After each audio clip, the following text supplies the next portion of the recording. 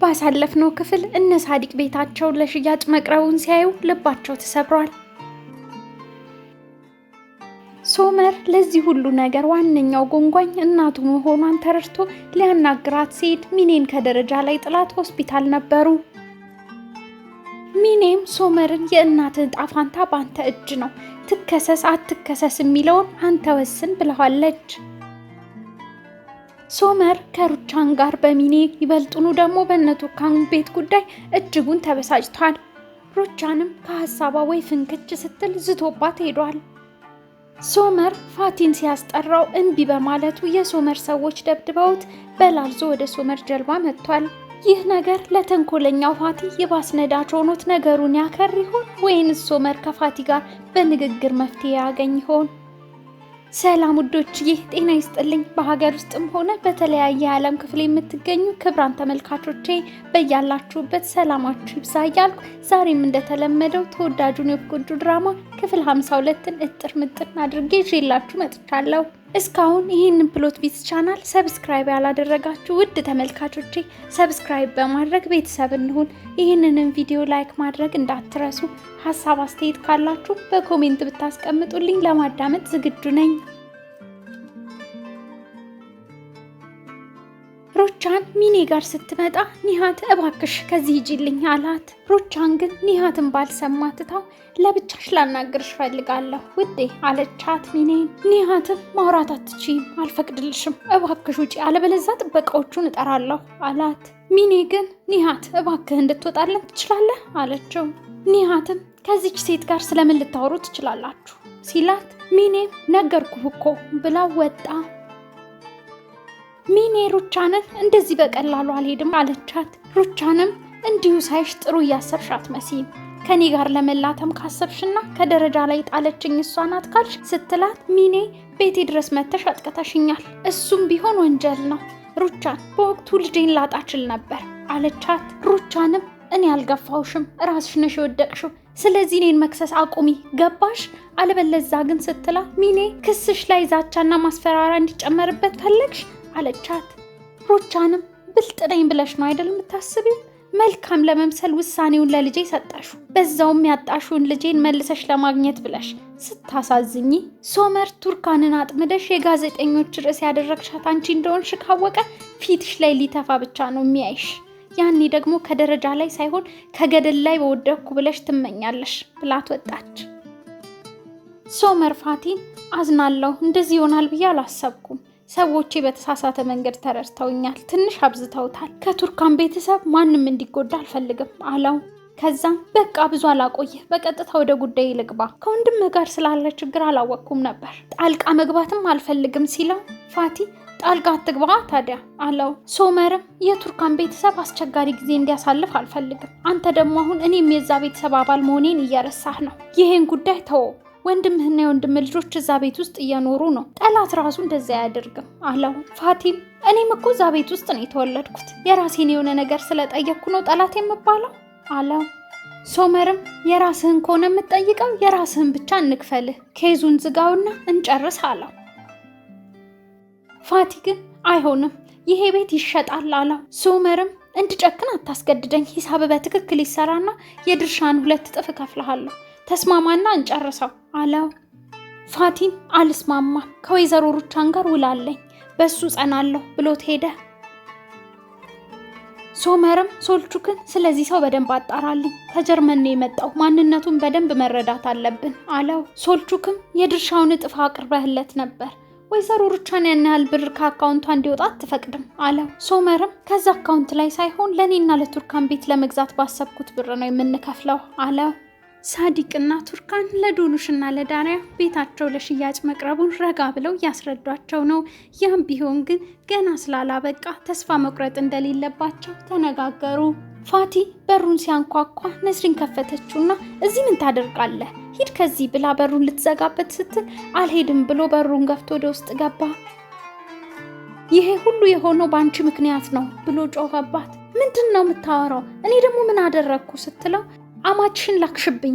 እስካሁን ምንም አላረኩም ነበር፣ የማደርገውን ታያለሽ አላት። ነስሪንም ከዚህ በላይ ምን ልታደርግ ነው? እዚህ ቤት ላይ ያንን ማስታወቂያ ከለጠፍክ በኋላ ወንድ እንደሆንክ ተሰማህ? ቁመት ጨመረልህ? ምን አይነት ሰው ነህ ግን? ምንም ህሊና የለህም? ልብህን አይሰማህም? ቤተሰብ ላለመመስረትህና ለውድቀትህ እኛን ተጠቂ እያደረግክ ልትኖር ነው? ምን አይነት ጥላቻ ነው ያለ ፋቲ አለችው። እሱም ልጅነቴን፣ ወጣትነቴን ሁሉ ምስጋና ላንቺ በአባቴ ቤት እንደማደጎ ልጆኛ አለፈ። ይህ አልበቃ ብሎሽ ልጄን ወሰድሽብኝ። እኔ ምን ላርግሽ? ሁሉን ረስቼ እንደውሻ በርሽ ላይ ልተኛ ብሎ ጮኸባት። ነስሪንም ማንም ከቤት አላባረረህም፣ ቤተሰብ እንድንሆን በሩን ከፈትንልህ። ምን እንደምትበላ እየተጨነቅኩ ልብስህን ሁሉ ስተኩስልህ በጣም ገና ልጅ ስለነበርኩ እንደ እህትህ አሰብኩ። ምስጋና ቢስ አትሁን። አንተ ግን ያችን ምስኪን ወጣት አስረገዝክና ዞር ብለህ እንኳን ሳታያት ጥለሃት ሄድክ። እኔ ያችን ምስኪን ከነሐዘኗ ተቀበልኳት፣ ልጅህንም አሳደግኩ። የት ነበርክ አንተ? አሁን ላይ መጥተህ የአባቴ ውርስ እያልክ ቤቱን ነጥቀህ ወንድምህን መጉዳት አትችልም አለችው። እሱም በአንቺ ምክንያት ምን እንዳሳለፍኩ አታቂም። ወንድሜም እህቴም እኔን እንዳይረዱኝ አረግሻቸው። ገና ለገና ልጄን ስላሳደግሽ መልአክ የሆንሽ መሰለሽ?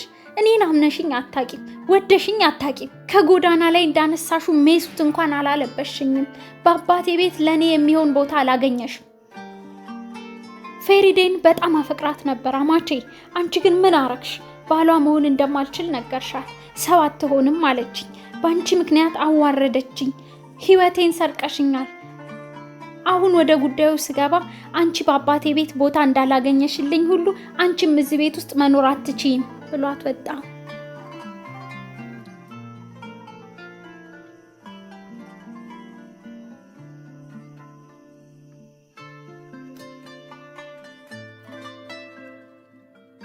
እነ ቱርካን ወደ ቤት ተመልሰው ወደ ውስጥ ሲገቡ ሳዲቅ መኪናው ውስጥ ተስፋ በመቁረጥ ስሜት ቀረ።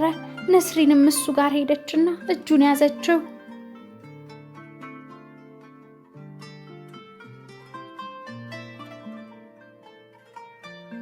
ሩቻን ገንዳዋ አጠገብ እየተዝናናች ባለችበት ሁኔታ ኦዙር መጣና ብራቮ ሩቻን ብራቮ፣ ሰዎችን ከቤት እያፈናቀልሽ አንቺ እዚህ ዘና ትያለሽ እያለ ወቀሳት። ሩቻን ግን ሶመር ከዛች አዋራጅ ሴት ጋር እስካልተለያየ ድረስ ከዓላማዊ ፈቀቅ አልልም ብላ ከማርጋሪታዋ ጋር ፈታ ማለት ቀጠለች። ሶመር የነሳዲቅን ሙድ ለማነሳሳት አሳ ገዝቶ መጥቶ ከቱርካን ጋር ቆንጆ የቤተሰብ ራት እያዘጋጀ ነው። በዛውም ተስፋ እንዳይቆርጡና ሁሉም ነገር እንደሚስተካከል ነገራት።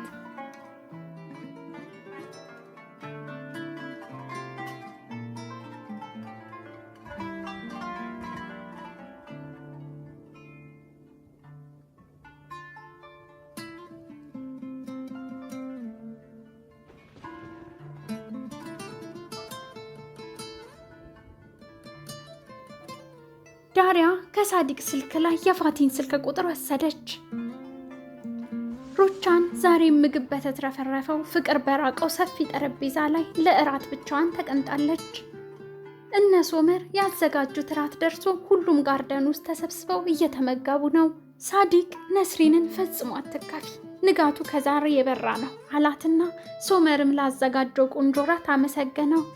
ከዛም ቱርካን ሶመር እኮ ቧንቧ ሲሰራም ጎበዝ ነው፣ እሱ የሰራው ቧንቧ መቼም ለዘላለም አይበላሽም ብለው ሴቶቹ ሲስቁ ነስሪንና ሳዲቅ ግራ ተጋቡ። ከዛም ዳሪያና ዶኑሽ አንተ ሆስፒታል እያለህ ቧንቧ ተበላሽቶብን ሶመር በሚያስደንቅ ብቃት ሰራልን ብለው እየሳቁ ነገሩት። ሳዲቅም ታዲያ ምን ችግር አለው? እኔ በሌለውበት ሶመር እናንተን ይንከባከባችኋል። እኔ አንድ ነገር በሆን እንኳን እሱ እንዳለላችሁ ሳውቅ ነፍሴ ታርፋለች አላቸው። ሜሱት እናቴን በህልም ያየዋል። አክስቴ ነስሪን አንቺን ነበር የምትመስለው። እናቴ ናት ግን የአንቺ ፊት ነው ያላት። እነዚህ ፊትሽ ላይ ጎርጎድ ያሉት ነገሮችም ነበሯል። ራስሽ ነበርሽ አላት። ሩቻን የነ ቱርካንን መኝታ ክፍል በእርግዳ ገባችና አልጋ ልብሱን ገፋ ጥላ የቱርካንን ሻንጣ አንስታ አልጋው ላይ አደረገችውና ልብሶቿን በጠቅላላ እያወጣች ጣለች። ከቱርካን ሻንጣ ስር የፎቶ አልበም አገኘች። ቱርካን ለሶመር የሚተኛበትን ሶፋ ያስተካከለችለት ነው። ሩቻን የቱርካንን ልብሶች እሳት ውስጥ ከተተቻቸው። ከአልበሙ ውስጥም የቱርካንንና የሶመርን የሰርግ ፎቶ ተራ በተራ እያወጣች አቃጠለች። ሶመር ሶፋ ላይ ጋደም ብሎ እያለ ሚኔ ቴክስት ስታደርግለት ደወለላት። ከዛም ሚኔ ዶክተሩ አዲስ መድኃኒት እንዳዘዘላትና ልጇም ደህና እንደሆነ ነገም ከሆስፒታል እንደምትወጣ ነገረችው። ከዛም እሱ በጣም ጥሩ፣ ግን ይህንን ለእኔ መንገር አይጠበቅብሽም፣ ሁሉንም ነገር ዶክተሮቹ ይነግሩኛል፣ ድጋሚ ከደወልሽ አላነሳም አላት። እሷም እሺ በቃ እንደዚህ መናገር አይጠበቅብህም፣ በነገራችን ላይ ስለ ክሱ ምንም አላልከኝም፣ ምን ላድርግ አለችው። እሱም የፈለግሽውን አድርጊ፣ ከፈለግሽ ክሰሺ፣ ካልፈለግሽ ተይው፣ ደህና ደሪ ብሎ ስልኩን ዘጋው። ቱርካን ከማን ጋር ነበር የምታወራው እያለችው መጣች። እሱም ሶልቹክ ነበር። እስካሁን አልተኛሽም እንዴ አላት። እሷም ስለ ቤቱ እያሰብኩ መተኛት አልቻልኩም ስትለው ነይ እዚህ ጋር ተኝ በቃ ብሏት አቅፏት ተኙ። በነጋታው ኤፍራም ፖስታዎቹን እያስተካከለ እያለ ለሜሱት ሙትሎ የሚል ደብዳቤ አገኘ። ደብዳቤውም ከጀርመን የተላከ ነበር። እንዴ ይሄ የኛ ሜሱት አይደል እንዴ? ለሜሱት ደብዳቤ ተላከለት ብሎ በፈጣሪ እያለ ደብዳቤውን በትኖ ሮጠ።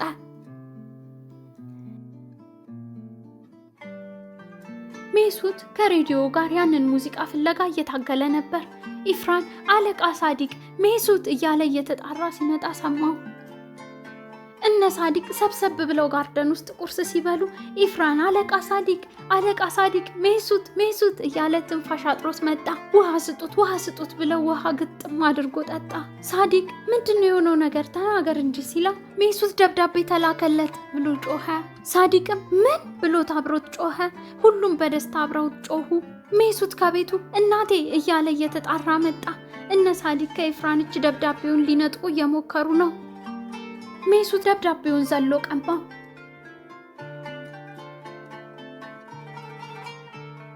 ነገር ግን ማንበብ አይችልም። ሳዲቅም ሜሱት ልጄ እስቲ ምን እንደተጻፈልህ እናንብብ ሲለው ሜሱት ደብዳቤውን ደረቱ ላይ ለጥፎ አልሰጥም፣ ይሄ የኔ ሜሱት ደብዳቤ ነው እያለ ሮጠ። ነስሪንም ተውት በቃ ጓጉቶ ነው እኮ ምስኪን፣ ትንሽ ቆይቶ አንብቡልኝ ብሎ ይመጣል አለች። ሜሱትም ደብዳቤውን ይዞ ወደ ወደቡ ሮጠ። በመጨረሻም እናትና አባቱ ቃል በገቡት መሰረት ከጀርመን ደብዳቤ እንደጻፉለት በማሰብ ተደስቶ ደብዳቤውን እያገላበጠ ሳመው።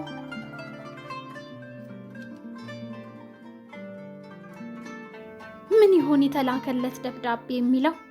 የሩቻን ጥላቻ የቱርካንን ልብሶች እስከ ማቃጠል ደርሷል። በቀጣይስ ምን አይነት የበቀል እርምጃ ትወስዳለች? ውዶችዬ በዚህም የዛሬው ድራማ ይጠናቀቃል። ቪዲዮውን ላይክ ማድረግና ቻናሉን ሰብስክራይብ ማድረግ እንዳትረሱ። በተጨማሪም ያላችሁን ማንኛውም ሀሳብ አስተያየት በኮሜንት አስቀምጡልኝ። በሚቀጥለው ክፍል እስክንገናኝ ቸርን ሰንብት።